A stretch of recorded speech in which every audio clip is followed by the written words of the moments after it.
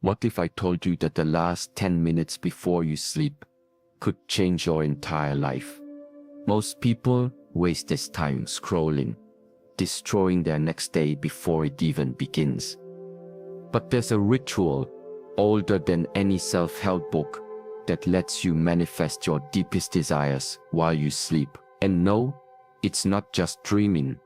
Sleep isn't just rest. It's where your brain solves problems, where your emotions reset, where your subconscious decides what to believe about yourself. Yet, 99% of people treat bedtime like an afterthought. Tonight, that changes. This isn't magic. It's mind training. A way to align your deepest self with what you truly want. Let's begin. Why your nights control your days. Every morning starts the night before. This isn't just a saying, it's a law. The way you close your eyes at night is the way you open them in the morning. Your last thoughts before sleep aren't just passing whispers, they're commands to your subconscious. And your subconscious doesn't argue, it doesn't filter, it takes whatever you give it and says, yes, this is what we are building tomorrow. Most people don't realize this. They treat bedtime like a switch off for the day, on for the next, without realizing the bridge between the two is where everything is decided. Think about the last time you woke up feeling heavy, like the weight of the world was already on your shoulders before you even sat up. Now trace it back. What did you do right before bed? Maybe you scrolled through bad news. Maybe you argued with someone in your head. Maybe you lay there running through every worst-case scenario for the next day. And then you wonder why you woke up anxious. Why your first thought was, I can't do this. It's not a mystery. You planted those seeds the night before. You handed your subconscious a script, and it performed it perfectly when you woke up. But here's the good news. This law works both ways. If your nights can drag your days down, they can also lift them up. Imagine ending your day with thoughts so clear, so intentional, that your subconscious has no choice but to weave them into your tomorrow. This isn't wishful thinking. It's how your mind already works. You've just been using it backward. Let me tell you a story. There was a man who spent years struggling with the same problem. Every morning he'd wake up defeated before he even began. One night in frustration, he decided to try something different. Instead of replaying his failures as he fell asleep, he whispered one sentence: I am guided to the perfect solution. That's it. No effort, no force, just a quiet surrender. The next morning he woke up with an idea so simple, so obvious, he couldn't believe he hadn't seen it before. Was it magic? No, it was his subconscious, finally free to work for him instead of against him. This is the secret. Your subconscious is always listening. It's always creating. The question is, what are you telling it? Most people fill their nights with mental noise, unfinished arguments, regrets, to-do lists screaming for attention, and then they wonder why their mind feels like a battlefield at dawn. You wouldn't plant weeds in a garden and expect flowers. Why plant chaos and expect peace? So tonight, try this. Before you close your eyes, pause. Ask yourself, what do I want to wake up feeling? Not thinking, feeling. Light, hopeful, certain. Then give that to your subconscious. Not as a demand, but as a gift. Say it plainly. Tomorrow, I wake up ready. Or I am open to miracles.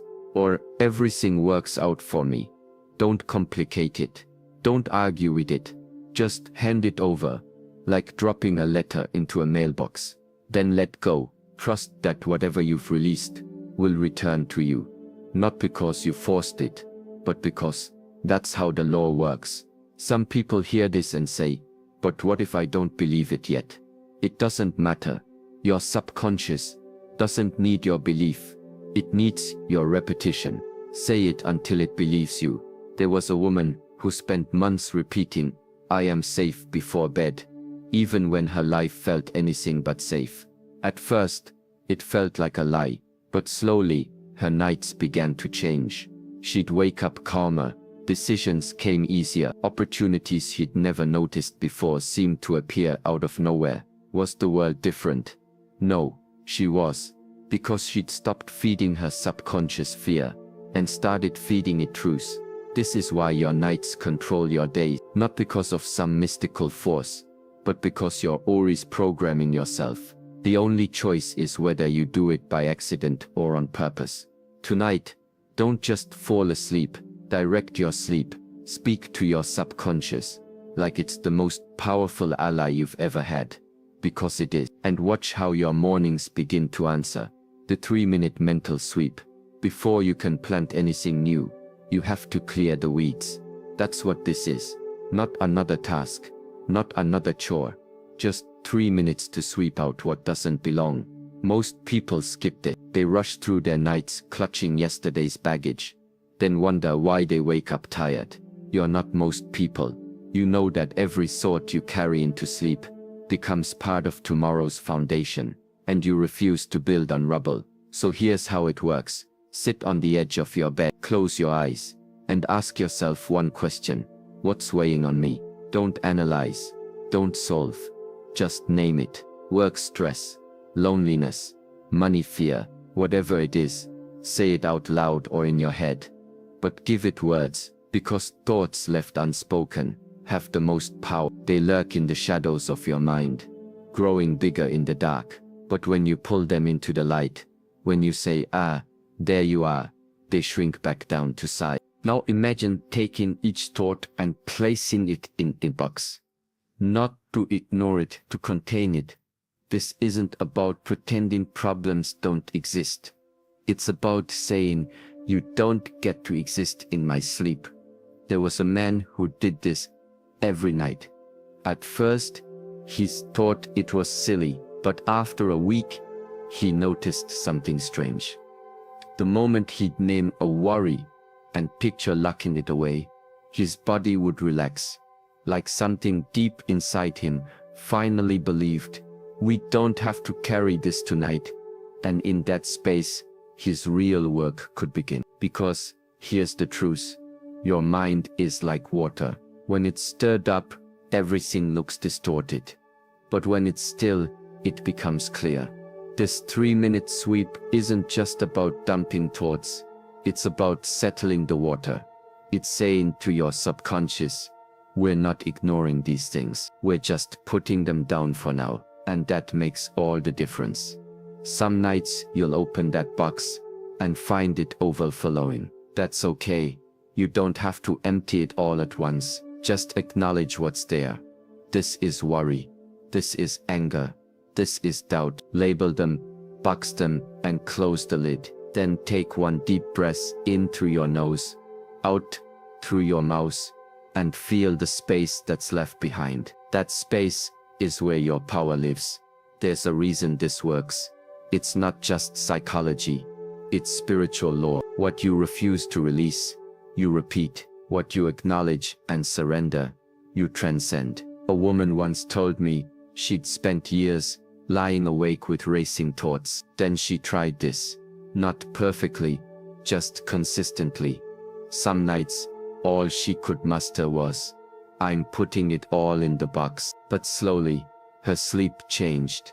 She'd wake up lighter, as if her mind had spent the night sorting things out without her. And in time, the box itself became unnecessary. She trained her mind to trust. We don't sleep with our wounds, we sleep to heal them. So tonight, try it. 3 minutes, no more. Name what's there, box it up, and breathe. You're not running from anything, you're making room for everything else. The mirror of tomorrow. There's a moment just before sleep, when the world goes quiet, when the noise of the day finally settles, and all that's left is you. Not the version of you that the world sees, not the roles you play, the masks you wear, but the real you, the one who knows, the one who sees. And there's no better time to meet that version of yourself than when you're standing in front of a mirror, looking into your own eyes, telling yourself the truth. This isn't about judgment. This isn't about guilt. This is about clarity. Because clarity is power. When you stand there, really stand there, and say one true thing about your day, just one, you're not confessing. You're not punishing yourself. You're simply acknowledging what happened. I avoided a hard conversation. I let fear make a decision for me. I didn't speak up when I should have. Whatever it is, name it. Not to dwell on it, not to shame yourself with it, but to release it. And then you make a promise, not a grand, sweeping declaration that you'll change your entire life by sunrise. Just one small, solid thing. Tomorrow, I'll speak up. Tomorrow, I'll choose courage over comfort. Tomorrow, I'll trust myself a little more. That's it. No fanfare, no drama, just a quiet agreement between you and the person in the mirror. The one who knows you better than anyone else ever will. Why does this work? Because the mirror doesn't lie. The mirror doesn't flatter. The mirror shows you what's real. And when you speak to your own reflection, you're not just talking to yourself. You're listening. You're reminding yourself that you are accountable. Not to the world, not to anyone else, but to you. And when you do that, something shifts. The day you just lived is no longer a series of random events. It's a story you're telling. And the promise you make for tomorrow, that's the next chapter. Some people avoid this. They don't like looking themselves in the eye because they are afraid of what they'll see. But here's the secret. The moment you face yourself, the moment you tell the truth without flinching, you take back your power. There was a woman who spent years running from her own reflection. She'd hurry through her nighttime routine, avoiding the mirror, avoiding the silence, because deep down, she knew she wasn't living the way she wanted to. Then one night, she stopped. She stood there, really looked, and said out loud, "Today I let someone else's opinion decide for me." And then she promised, "Tomorrow, I won't." It wasn't an instant transformation, but something changed that night. The next morning, she woke up different. Not because her circumstances were different, but because she had made an agreement with herself, and that agreement carried weight. So tonight, try it. Stand in front of the mirror. Look yourself in the eyes. Tell yourself one true thing about today. Not to punish, not to dwell, just to see. And then make one promise for tomorrow. Not a wish, not a hope, a promise. Because when you do that, you're not just ending your day, you're beginning your tomorrow. The desire anchor. Before you sleep, there's a space, a quiet, open space, where anything is possible. Most people fill that space with noise, with scrolling, with distractions. But you're going to fill it with desire. Not the kind of desire that's desperate, that claws and grasps and begs. Not the kind that's attached to outcomes, to specific things, to rigid expectations. No, the kind of desire that's pure, the kind that's rooted in feeling. Lie down, close your eyes, and ask yourself, what do I really want? Not the surface things, not the car, the job, the relationship. Those are just symbols. What's the feeling underneath them? Safety, freedom, pride, love, whatever it is. Find it. And then, here's the key. Imagine it's already yours. This isn't about pretending. This isn't about lying to yourself. This is about aligning yourself with the truth of what you want before sleep takes you. Because your brain doesn't know the difference between imagination and memory. When you imagine something vividly enough, when you feel it deeply enough, your subconscious records it as real. And then it starts working to make it actually real.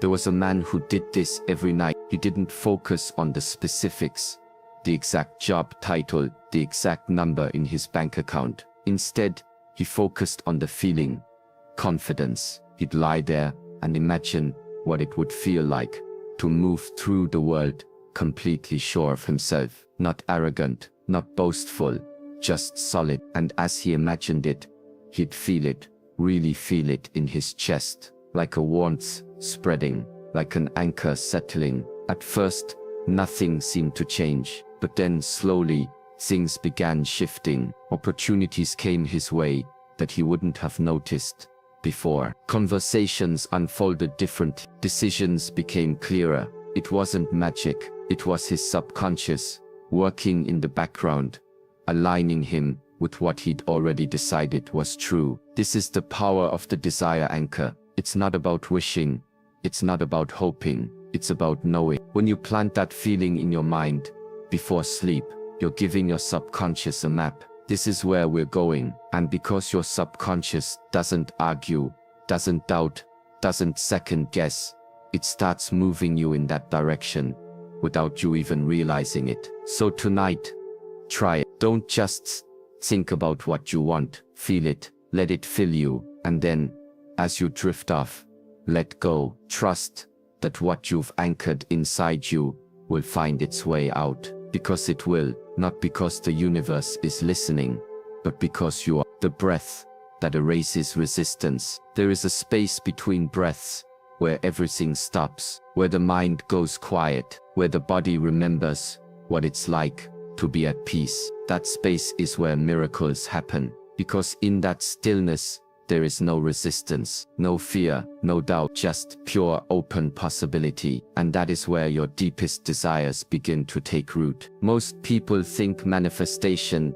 is about effort, about pushing, about forcing things into existence. But the truth is, what you want is already here. It's not about creating it, it's about allowing it. And nothing allows like the breath, because the breath doesn't try, it doesn't struggle, it simply moves in and out, effortless, natural. And when you align yourself with that rhythm, when you let your body remember what it's like to move without resistance, something inside you unlocks. Here's how it works.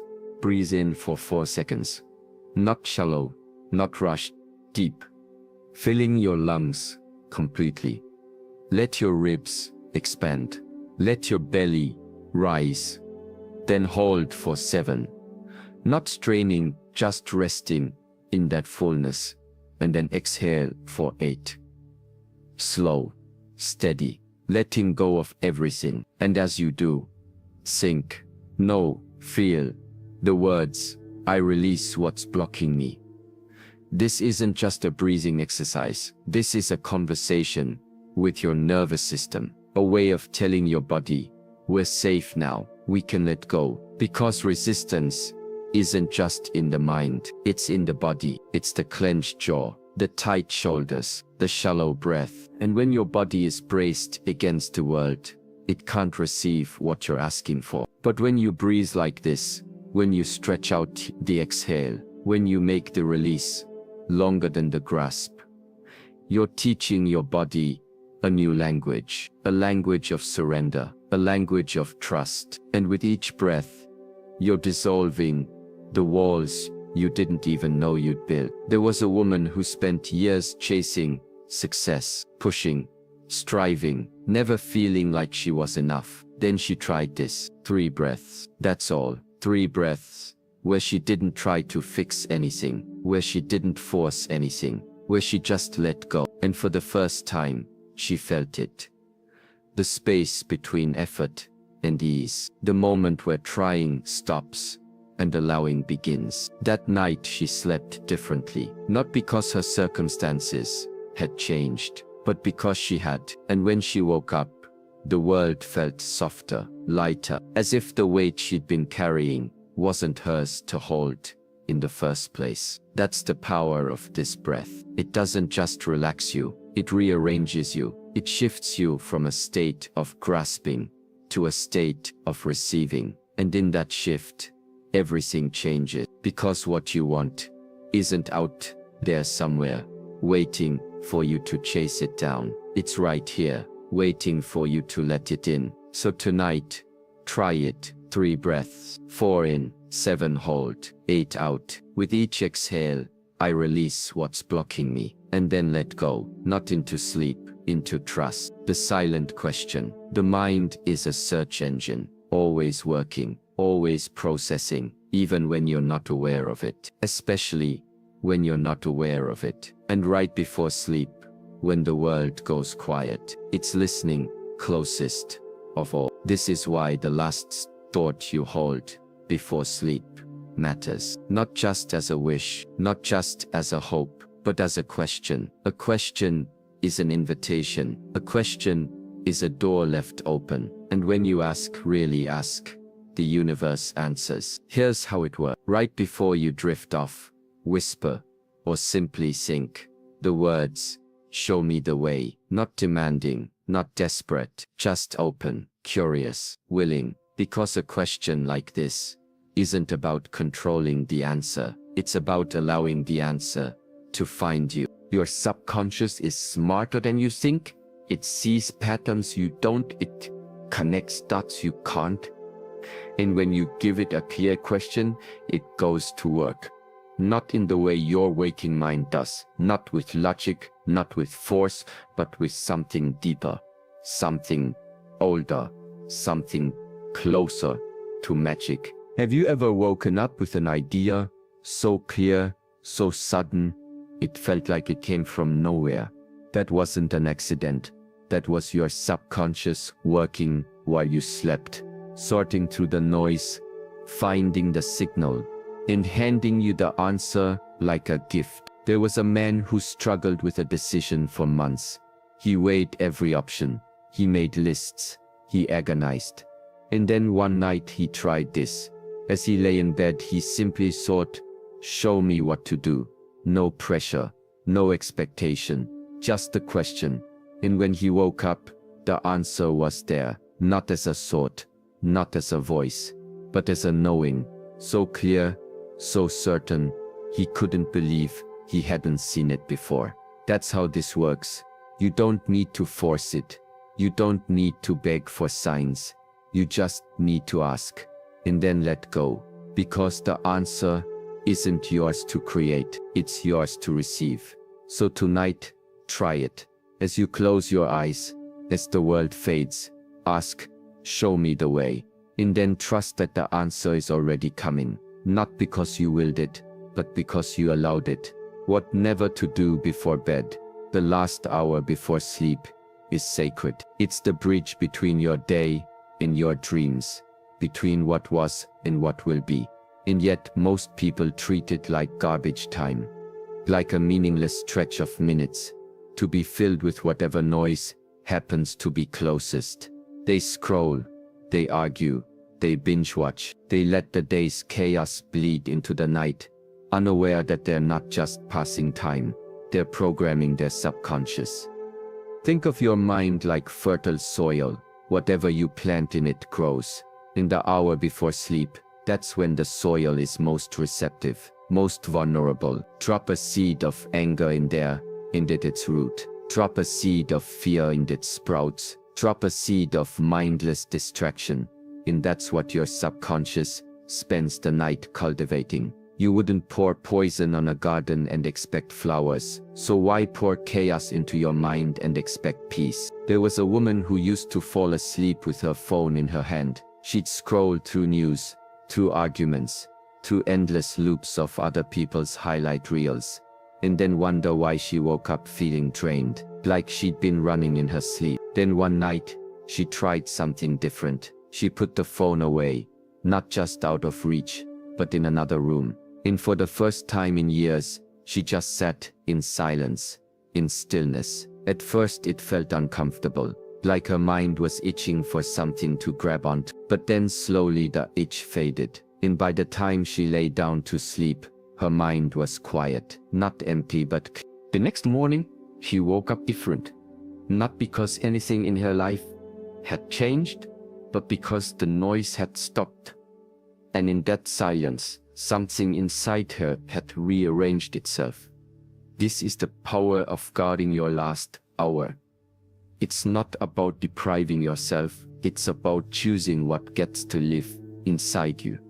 Because whatever you feed your mind before sleep becomes the script your subconscious follows all night. Feed it anger, and you'll wake up tense. Feed it fear, and you'll wake up anxious. Feed it peace, and you'll wake up ready. So tonight, try it. Give yourself 30 minutes, just 30. No screens, no arguments, no input. Let the last thing you touch be a book, or a prayer, or a moment of silence. Let the last thing you hear be your own breath. And watch how your mornings begin to change. Not because the world is different, but because you are. When you wake up, the first moments of the morning are sacred. They're the hinge between sleep and waking, between the unseen and the seen. And yet, most people waste them. They grab their phone, they check their email, they let the world's noise crash in before they've even opened their eyes. They don't realize that those first few seconds, those fragile, quiet seconds, are where the day is decided. Here's the truth. How you wake up sets the tone for everything that follows. Jump straight into chaos, and your whole day will feel like chaos. But pause, even for just 10 seconds, and anchor yourself in the feeling you planted the night before. That's when miracles happen. There was a man who used to wake up in a panic. His first thought was always, I'm already behind. And from that moment, the day was a race, a struggle, a fight. Then he tried something different. He started waking up and lying perfectly still. No moving, no reaching for the phone, just breathing. And in those seconds, he'd remember the feeling he'd anchored before sleep. Confidence, peace, trust, and let it fill him. Not as a thought, not as a wish, but as a fact. This is how I feel now. At first it felt silly, but after a week, something shifted. The panic didn't come. The rush didn't take over. Instead, there was a quiet certainty, a knowing that whatever the day brought, he could meet it. Not because the day had changed, but because he had. This is the secret.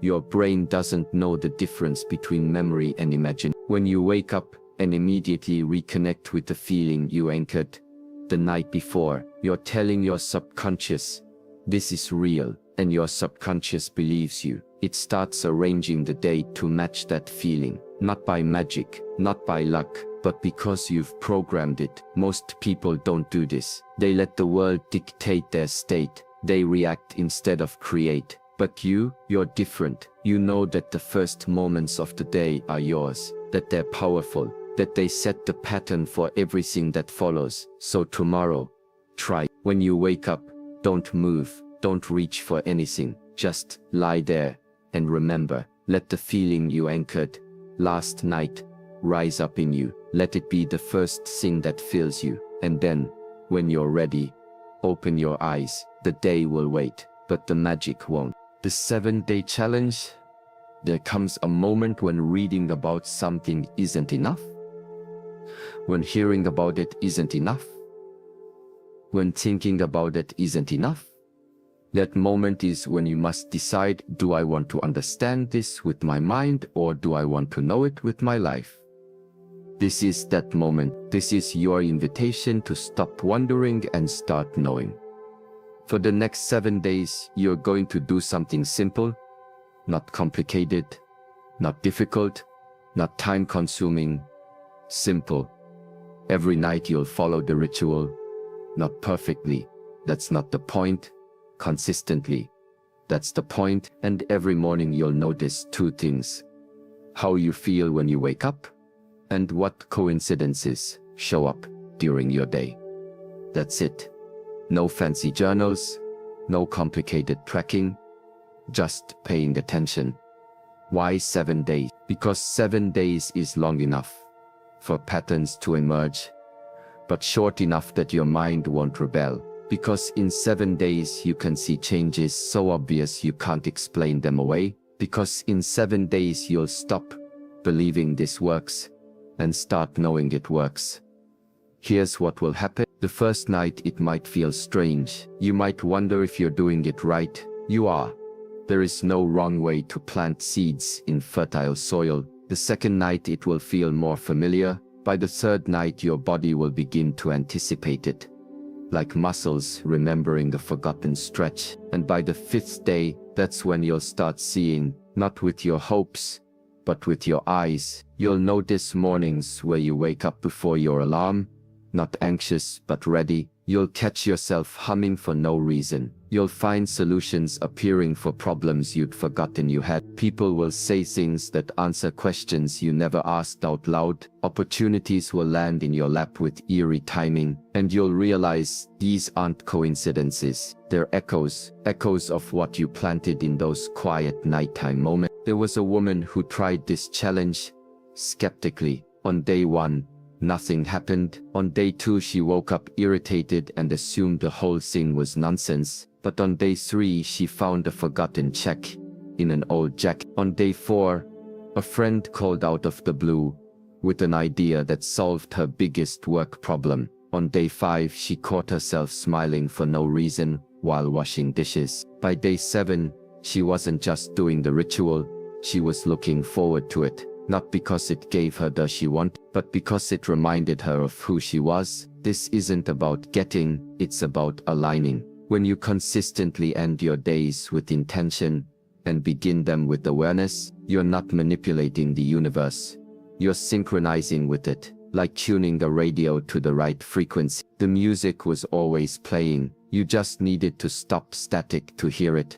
So here's your challenge: 7 nights, 7 mornings, no expectations, just attention. Don't look for fireworks, look for whispers. The way your body relaxes when you used to the way ideas come when you stop forcing them. The way doors open when you stop pushing. By day 5, you'll stop asking, is this working? You'll know, not because some miracle landed in your lap, but because you'll feel different, lighter, clearer, more yourself. And you'll realize, this was never about manifesting. It was always about remembering what you knew before the world told you to forget. The ritual is simple, the results are profound, the choice is yours.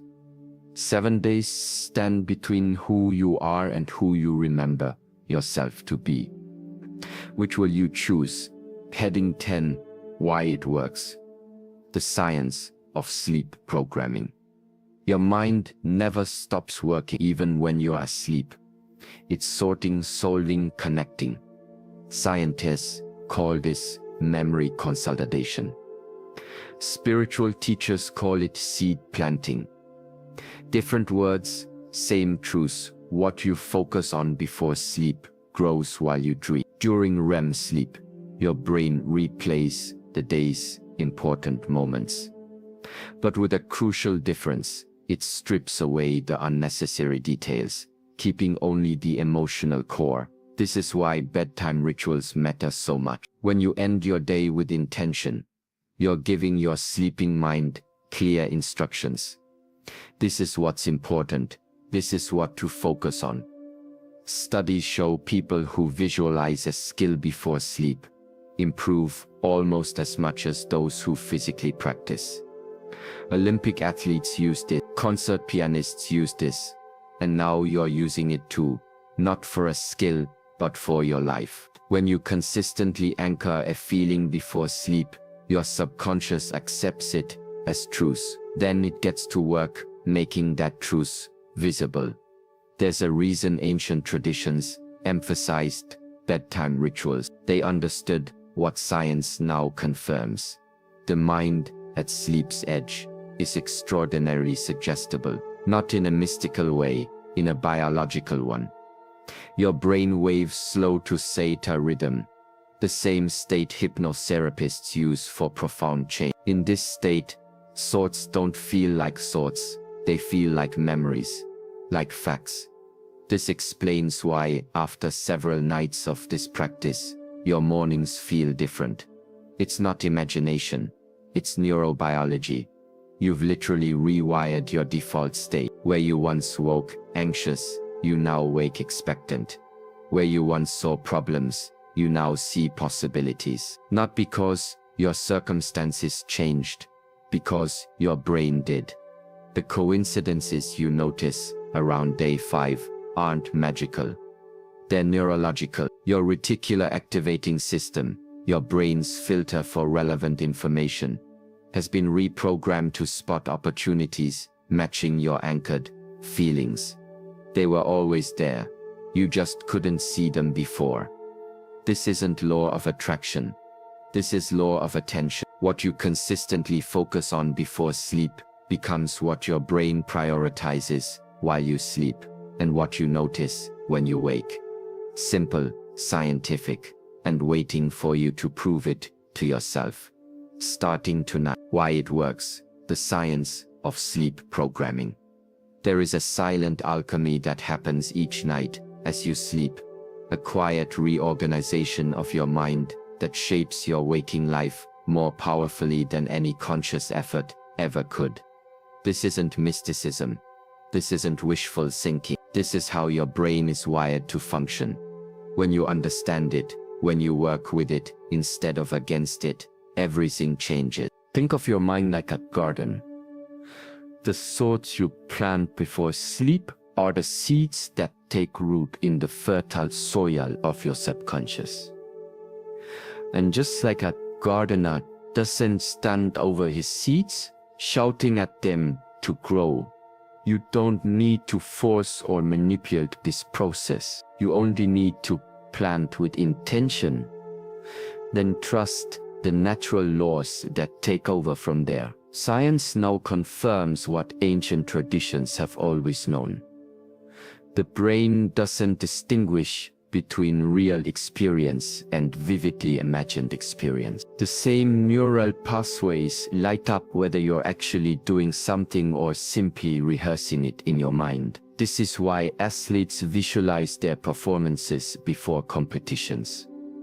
Why surgeons mentally rehearse procedures before stepping into the operating room. The brain treats these imagined experiences as real practice, strengthening the connections needed to make them physical reality. Now apply this to your desire. When you lie in bed and vividly imagine a feeling, true confidence, deep peace, unwavering abundance, your brain doesn't know the difference between that mental rehearsal and actual lived experience. It begins building pathways as if what you imagined is already true. Then while you sleep, during the REM cycles where your brain consolidates memory and learning, those pathways get reinforced. Like a gardener watering seeds at just the right time, your sleeping mind takes those pre-sleep visualizations and makes them stronger, more automatic, more real to your nervous system. This is why after several nights of this practice, you begin noticing shifts in your daily life. It's not that the world has changed. It's that your brain has updated its filters. Where it once saw lack, it now sees opportunity. Where it once anticipated failure, it now expects solutions. There was a study done with piano players divided into 3 groups. One group physically practiced a piece every day. Another group didn't practice at all. The third group only mentally rehearsed the piece, visualizing themselves playing perfectly without touching a piano. The result: the mental rehearsal group improved nearly as much as the physical practice group, and far more than the group that did nothing. This is the power of focused imagination, combined with sleep's natural reprogramming ability. Your brain doesn't care whether the practice happens on keys or in your mind. It strengthens what you focus on either way. This explains the coincidences people report around day 5 of this practice. When you consistently plant the same emotional seeds before sleep, when you repeatedly tell your subconscious, "This is who I am now," your reticular activating system, the brain's filtering mechanism, begins highlighting matching opportunities in your environment. The opportunities were always there. You just couldn't see them before because your brain wasn't looking for them. Now it is. Now you notice the chance meeting that leads to a breakthrough. Now you spot the solution that was in front of you all along. Now you attract circumstances that match your new inner state. Not because the universe magically rearranged itself, but because you finely tuned your perception to see what was already available. Ancient monks didn't have MRI machines to study brain activity, but they understood this principle perfectly. Their nighttime rituals, whether prayer, meditation, or visualization, were never about begging some distant god for favor. They were about aligning their own minds with the truths they wanted to embody. They called it seed planting, because they recognized the simple law: what you consistently focus on before sleep grows in the fertile darkness of your subconscious, then blossoms in your waking life. This is why your last thoughts before sleep matter so profoundly. They're not just passing notions, they're the blueprints your brain uses to rebuild you each night. When you fill those final moments with worry, your brain takes that as instruction. Build me more to worry about. When you fill them with gratitude, your brain hears, build me more to appreciate. And when you fill them with the felt experience of already having what you desire, your brain gets to work, making that your new normal. The magic isn't in the ritual itself. The magic is in the consistent redirection of your focus to the reality you prefer, not as wish, but as lived experience in your mind first. Then, like a gardener who trusts the soil to do its part, you let sleep work its silent alchemy, night after night, seed after seed, until one morning you wake up different, not because you forced it, but because you finally allowed it. You've always had this power. Tonight, use